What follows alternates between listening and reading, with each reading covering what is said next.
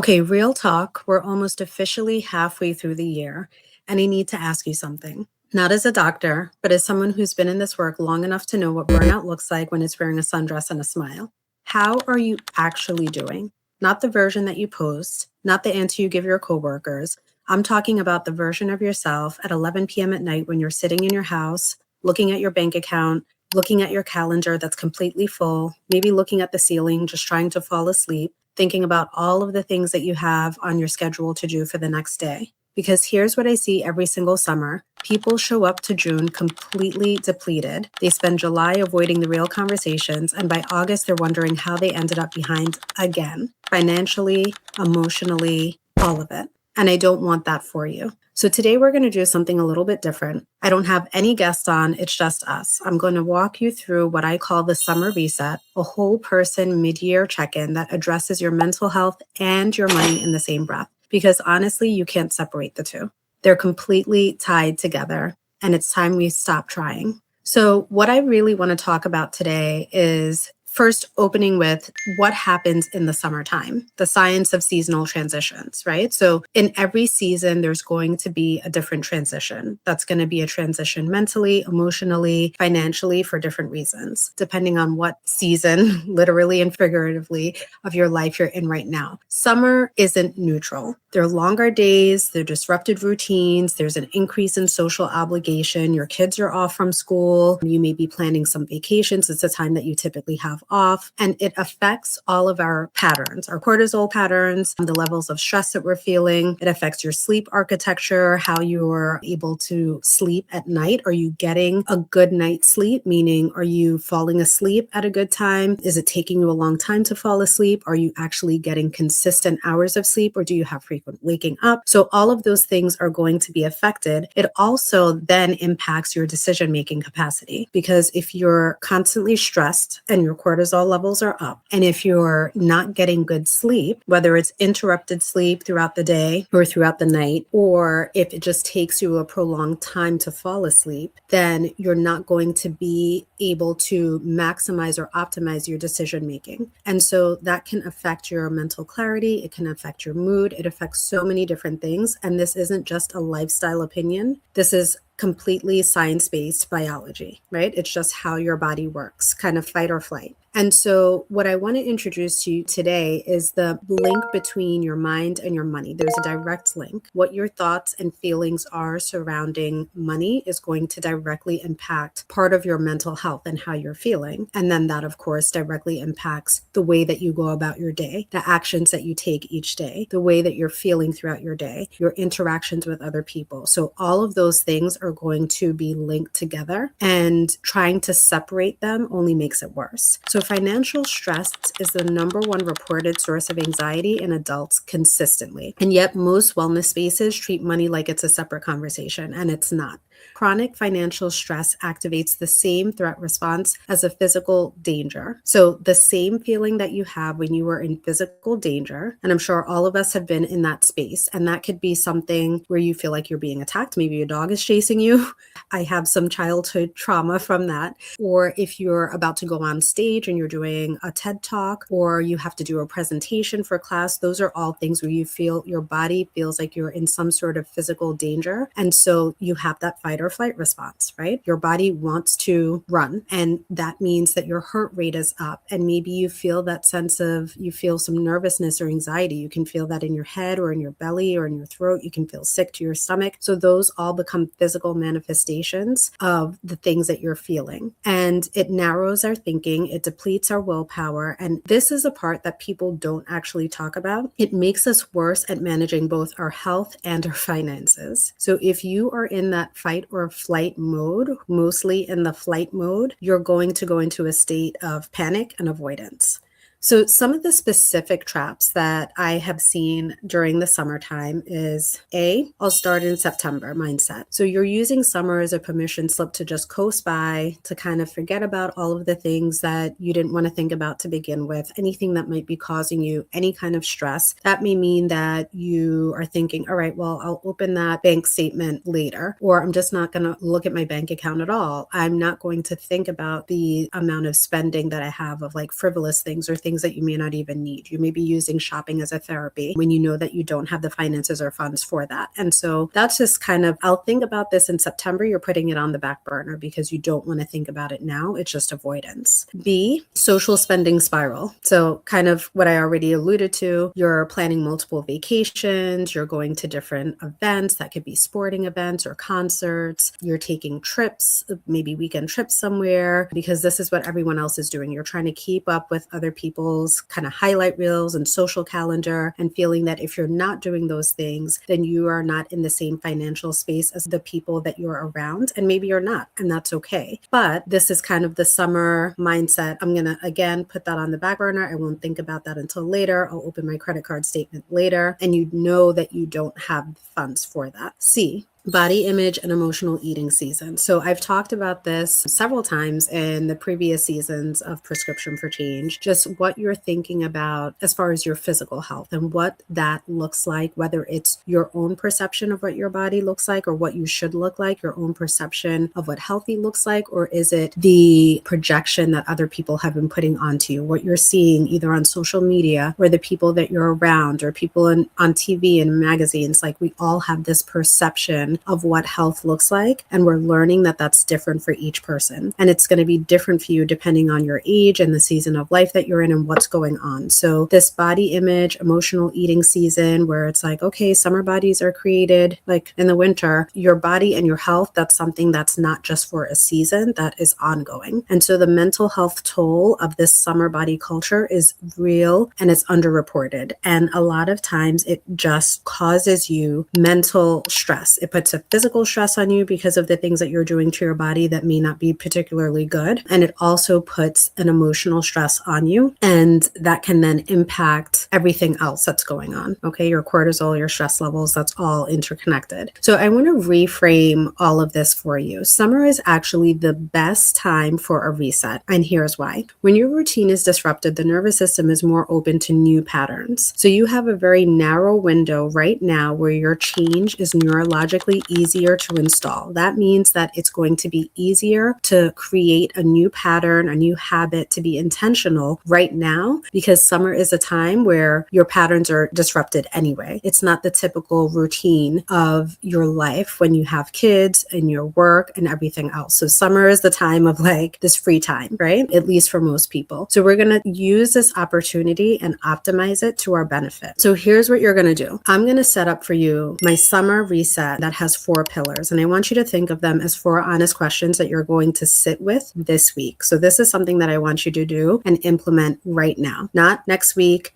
not the week after, not next month, not when we're in July or August or moving into September, right now. So you're going to take a mental inventory. This is going to be pillar 1, a mental inventory. So where is my head really? That's what I want you to ask yourself. So really just taking a self-assessment of, where you're at mentally. What are your energy levels like? What is your emotional reactivity? How are you responding to different social situations? Are you having emotional outbursts? Are you having meltdowns? Do you not handle stress very well? Are there things that just kind of set you off and you get angry? Are you nitpicking at every little thing, right? What are the things that are setting you off? What's making you emotionally reactive? What is your sleep like? And I'm talking about sleep quality. So not necessarily just the amount of hours that you're getting, which is also important, but you want to make sure, if you're getting 10 hours of sleep a night, but it's interrupted throughout the whole time, where you're waking up and falling back asleep or getting up every hour in between, then it's not going to be quality sleep. What is the quality of your sleep? And then what's your sense of purpose? What in your life right now is fulfilling you, is giving you a sense of purpose, is making you want to keep going? So this isn't just a clinical checklist. It's a real conversation with yourself and kind of checking in with yourself where you're at right now. Because in order to then move forward, you need to kind of get a baseline of what it is you're feeling right now. Your thoughts, your feelings, your energy, your emotional reactivity, your sleep quality, and your sense of purpose. So that's what I want you to walk through. The second thing I want you to do is to start normalizing the concept of emotional debt. So debt is when you're in some sort of deficit. We normally think about debt when we're thinking about finances, but you can have emotional or mental debt. And like I said, the mental piece and the financial piece of your health are completely interconnected. So the accumulated stress, the grief, unprocessed feelings that pile up when we stay too busy to feel them, that's going to be your emotional debt. All of the things that you've been avoiding because they bring up bad feelings, they don't make you feel good. You don't want to think about it. Summer often surfaces all of this, and that's not a problem. It's information. So you want to use this as information. Use it as data collection. The more data you have, the more information you have that you're collecting about yourself and your thoughts and your feelings and what you're going through, then you're going to be able to move from that space and actually take action. That's the space that we want to move into. So the practical piece of this is being intentional, right? How are you going to do that? And I want you to get a journal if you don't already have one, and you're going to do a journal prompt. So what have I been avoiding thinking about since January? So the beginning of the calendar year, we're almost 6 months out. What are the things that you have been avoiding thinking about since then? And give yourself 10 minutes. Don't edit. It's going to be a complete brain dump. Just write.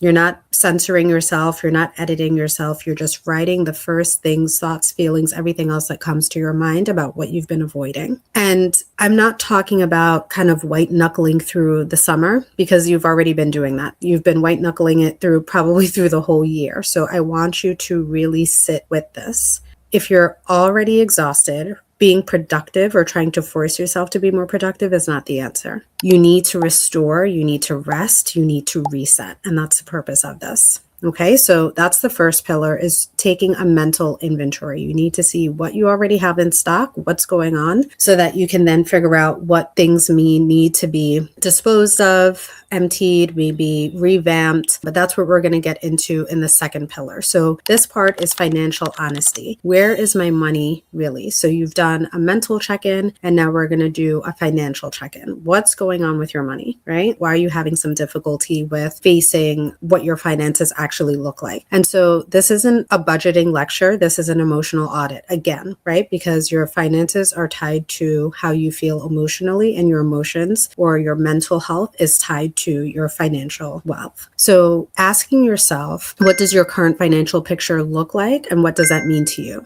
What are the feelings that come up? Are you feeling shameful? Are you feeling proud? Are you in a state of avoidance? Most people don't have a money problem. They have money avoidance problems that's rooted in shame or fear. And that usually comes from childhood. What are the things, the way that you were brought up, how you were taught to think about money? Common phrases like money doesn't grow on trees. Do you think I'm made of money? All of these things kind of shape the way that we think about money from when we're a child. Or maybe your mindset then was, yes, money does grow on trees, or I just can ask my parents for anything, or I can ask whoever for anything, because money was always there. It was never an issue for you. And so there isn't either of those two situations isn't the thing that's bad. It's how you then form your thoughts and feelings surrounding money, right? If you grew up in a state of poverty, or you grew up where money was not easily accessible, or you didn't have access to things, and you were kind of looking at other people and what they were doing, you may have a sense of scarcity or scarcity mindset, in that money is not going to come easy for me. I don't have this abundance. I'm in a constant state of lack, and I need to hoard everything. Or if you had an abundance of money, you think money's always going to be around, but you don't have the basic knowledge or understanding of how to actually not just retain money, but to have money keep coming in. How does that money keep coming in? Because once you're cut off from your parents or wherever, you were getting your money from, and you have to now earn on your own, you have no sense of how to do that, because you never had to do it before. So either of those two things can kind of set you up to be an emotional state of lack and a financial state of lack, because of your mindset and what those projections were given to you as a child. So this mid-year money check-in is really going to means you're pulling up all of your accounts. You're looking at all of it. Look at what you spent in January through May. Not judging, but just understanding. Again, you're collecting data. This is all information so that you can move forward in a different way. What do your purchases say about your values? What are the things that you were purchasing? Are they things that actually are valuable? Are they things that you're still using? Are they things that were investments? Are they creating passive income for you? Looking at all of those things and then kind of looking at your stress patterns, right? Because again, when we're stressed, when we're feeling whatever we're feeling emotionally is tied to the actions that we're doing and the things that we're doing financially, right? What are your thoughts about money? That's all kind of tied in here. So what are your stress patterns? Do you stress shop? Do you feel like, okay, I'm in a down mood, I'm not really feeling so great about myself, I'm just going to go shopping and again avoid what my bank statement looks like? That's all connected here. And I want you to do some more data collection, just looking at your finances from January through May. And what does that look like? What does that say about what was going on during that time? And then I want you to start thinking about this next step as your financial literacy is going to lead to financial self-care. So when you have heard the word self-care previously, you may have been thinking more physical self-care. How am I going to maybe going for a massage or getting your nails done or your hair done, things that are relaxing. Maybe you're going to, just rest for the weekend and read a book, just whatever it is that you find peace with, the thing that you love to do. That's what we typically think about of as self-care. And those things are self-care, but they're more physical, emotional self-care. What does your financial self-care look like? And it's not just about saving, but it's about building a relationship with money that doesn't produce anxiety every single time you have to check your balance. So that's financial self-care, right? How do you feel when you are looking at your bank statements, when you are looking at your savings account, when you're looking at your 401k, when you're looking at any investments that you have made, if you've made any investments at all? What does that feel like for you? So you're going to start to do some more self-care activities for your finances. And so what does this look like practically? What is the action that you can take right now that's going to be intentional and move you forward? So I want you to identify that financial ghost, right? That's going to be a bill, a subscription, a debt, a conversation you've been avoiding. So many times you may sign up, you may see something, either an ad or something that someone else has, and you end up ordering it, and then you're locked into a subscription, and then you just kind of ignore that because you're not checking your emails, and then you keep getting these statements, or when you do actually look at your statement, you keep going into having these like monthly subscription payments that you're doing, and it's automatic, and you're not even using the thing that you kind of jumped on before because somebody else had it. So looking at all of the things that are putting you into debt or that are costing you, right? And having a conversation with yourself about that you've been avoiding, like what does that look like? So I want you to name it this week. You're going to open that email, you're going to cancel that subscription, you're going to make that phone call that you need to make to your credit card company, where you're going to open your calendar and book that appointment that you need to. Just one thing that you're going to do this week that has put you into debt or that has been part of creating the debt. I want you to then assess that thing that you've been avoiding or that you haven't been thinking about, but it's costing you. Okay, so we went through pillar 1, which is your mental inventory. Pillar 2, which is your having this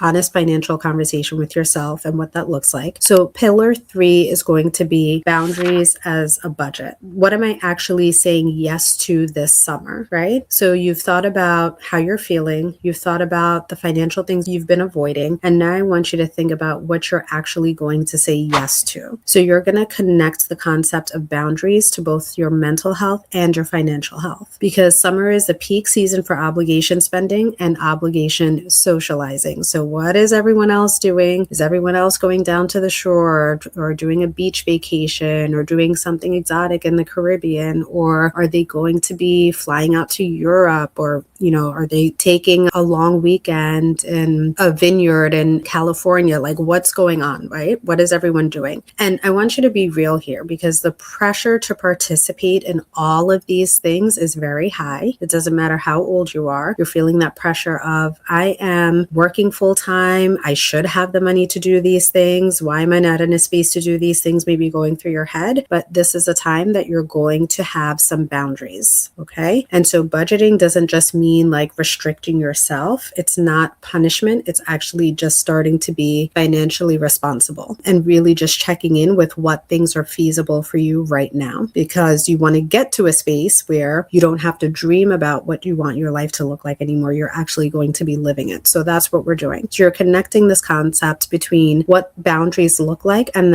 how that's going to help you be financially responsible. So lots of things going on, whether it's bachelorette trips, depending on what season of your life you're in, or it's going to be group dinners, different family vacations or vacations with friends, but you can't afford it and you don't want to say no, and the pressure there is real. So it's going to cost you in dollars and it's going to deplete you mentally and emotionally. And I don't want that to happen. So this is what we're trying to correct here. So the boundary budget is going to give you a finite amount of emotional energy and financial resources. So every yes is a no to something else. So this isn't about being selfish. It's about being sustainable, starting to create sustainable, intentional habits for yourself so that your money is going to work for you and you're actually going to start building passive income. So give permission to opt out gracefully. You don't have to give people a whole deep dive into your finances or into your emotional health or what's going on. You can just simply say, no, I'm not going to do that this year, or I have other plans, or however, no is a full sentence. So you don't need to give an explanation. For you, you know why you're doing this. And so you don't have to participate in every single thing. And the only thing that you are going to miss out on is spending more money.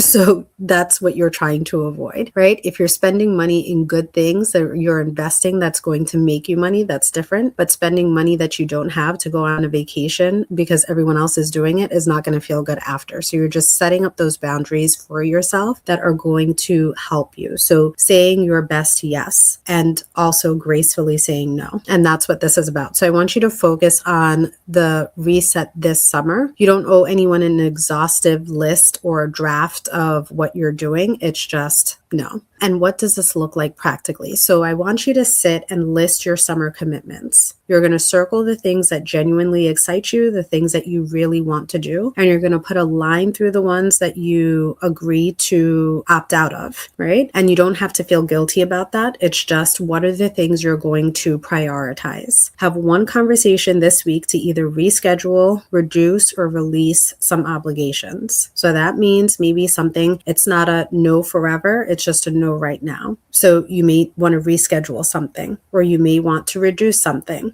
and say, I'm only going to do 2 outings this summer. I'm not going to go to everything. And that's part of prioritizing. There's some things that you're going to miss out on, but financially it's going to save you. And then you're going to release yourself from some obligation, or maybe it's all of them. Don't feel obligated to do the things that don't excite you or that you don't want to do. You don't have to do something because everyone else is doing it. And once you get to that space where you can say, okay, these are the things that I really want to do, and I'm putting my money in, then it's going to feel good before you're doing it, as you're planning it, while you're doing it, and then after. You've created the memories that you want, you haven't broken the bank, you've still been able to do some of the things that you want to do, and you're saving some money. So that is pillar 3. Next, we're going to pillar 4, and the last pillar, you're going to build your foundation. So what do I want my finances, what do I want my future to look like and feel like by December? So now we're doing the kind of future casting, right? What do you want all of this to look like? And this is by December. You're starting to set your goals, and not in a hustle culture kind of way, is that I have to do all of this by December, but you're being intentional about envisioning what your life will look like. Because you're doing this mental inventory, you're starting to take care of that financial ghost. You're looking into how the two are connected and starting to create boundaries for yourself. So you're doing all of this in the summer, right? What is that then going to look like for you in the wintertime? At the end of the year, at the end of the calendar year, maybe it's the end of your fiscal year. What does that look like? What is your life looking like?